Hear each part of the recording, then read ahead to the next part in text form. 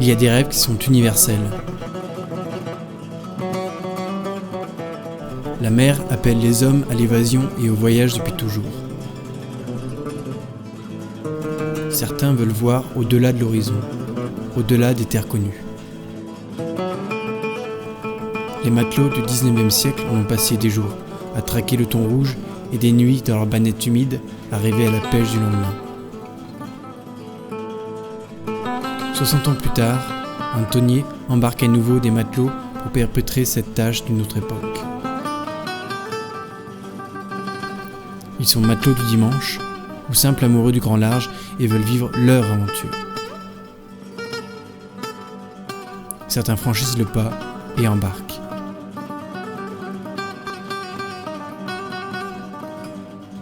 Cette histoire, c'est l'histoire des marins de la Reine des Flots.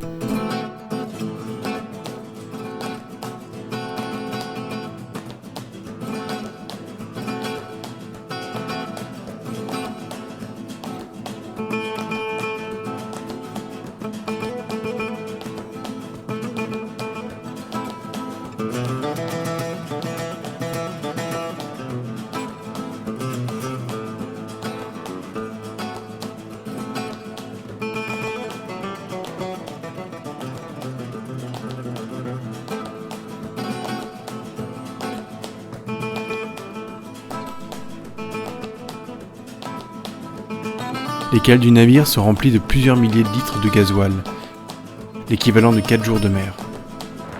Avec le moteur qui fonctionne 24 heures sur 24, ça laisse peu de répit aux oreilles, surtout la nuit. Une journée de mer, route vers le sud, suffit à atteindre le lieu de pêche, à 40 milles nautiques de la ville la plus proche, disons Bordeaux. Autant vous dire qu'à cette distance, nul besoin de chercher la ville des yeux. Mais qu'importe le paysage des côtes, la mer et l'océan suffisent à assouvir tous les rêves de marins. Et ceux d'aujourd'hui, c'est de ramener le plus de thon.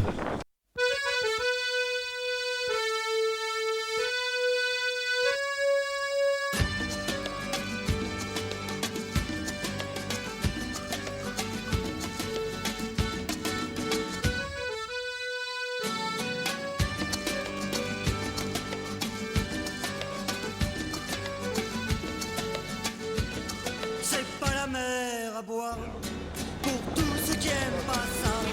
C'est seulement pas du pour tous ceux qui n'en ont pas. C'est pas la mer à boire pour tous ceux qui aiment pas ça. C'est seulement pas du pour tous ceux qui n'en ont pas. 2 jours de pêche et de traque sportive, l'équipage adore. Surtout quand au bout de la ligne, un spécimen de 40 kg débarque sur le pont.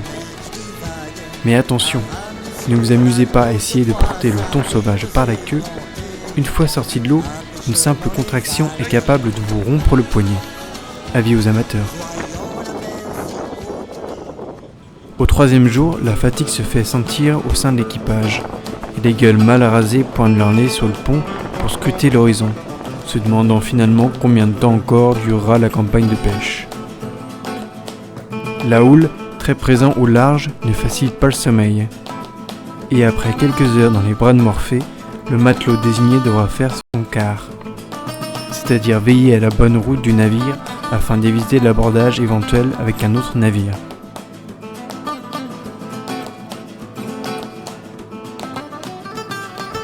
Alors qu'entre 2 prises, un sandwich au jambon et un œuf à la mayonnaise, voici que s'invitent des dauphins communs.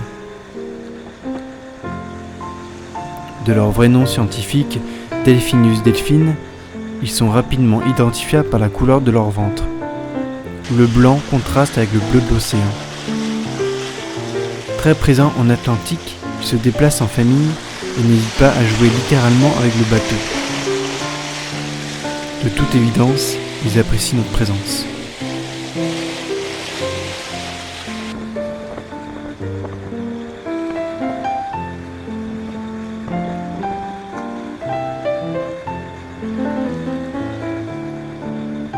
Dans la vie, il y a ceux qui rêvent et ceux qui naviguent pour rêver encore plus. En ce jeudi matin, c'est sous un ciel d'azur que le rêve se termine.